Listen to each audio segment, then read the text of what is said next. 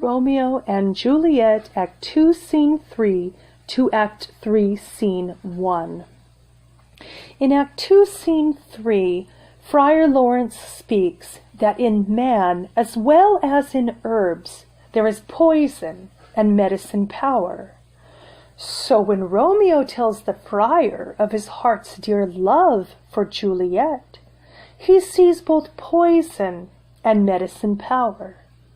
The poison is that Romeo has been bewitched by the charm of looks, and that this poison, causing a wavering in man, can even spread. For women may fall when there is no strength in men. But on the other hand, the friar also sees the capacity for medicine power. He believes that a marriage between Romeo and Juliet has the power to turn their household's rancor into pure love.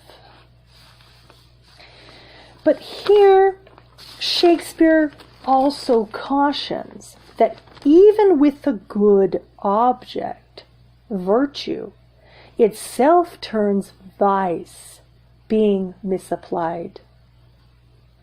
And so we see that the virtue of marriage being misapplied to stop the feuding that is going on between the families has now become a defense mechanism of omnipotence or magical thinking.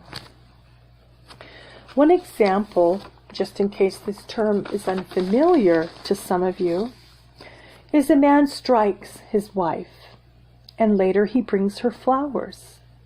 As if the flowers, she is bruised. The flowers are supposed to somehow magically heal her. This is not true reparation.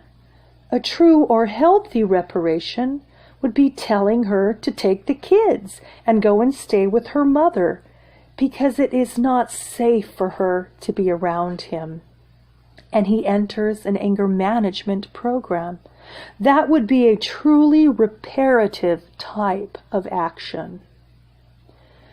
Does Tybalt in Act 3, Scene 1 seem like a marriage between Romeo and Juliet has the power to turn his rage into pure love? No, this is magical thinking.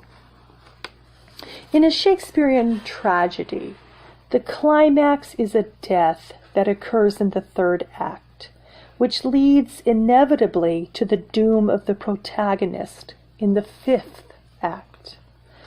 In Hamlet, it is the murder of Polonius. In Macbeth, it is the murder of Banquo. In Act 3 of Romeo and Juliet, Romeo kills Tybalt, Juliet's cousin, preventing any kind of reconciliation or happy ending. A classic, tragic turning point. And in this play, we see the various defense mechanisms. We see the places of refuge these characters seek to hide from the reality of this conflict, the complexity and the difficulty of this conflict. In Act 2, Scene 4, we see Mercutio use the defense mechanism of denial. He doesn't want to admit there is a problem. So he simply just laughs off the threat of Tybalt. Alas, poor Romeo, he is already dead, run through the ear with a love song. The danger of Tybalt is just one joke after the next. He is the very butcher of a silk button. But in Shakespeare, as in reality, this is a very dangerous defense. No one disregards reality and gets away with it for long. And then, with Romeo, in Act 2, Scene 4, Mercutio sets a path for regression, making all just a game of fun. Their wits run the wild goose chase. all has regressed to a state of silliness, the like of, "How art thou fishified?" Mercutio's denial, with his use of his wild fantasies, has the effect of turning social hatred and love alike into a whimsical game about nothing. The tragedy of Romeo and Juliet is not in the stars, but our own failing of the mind.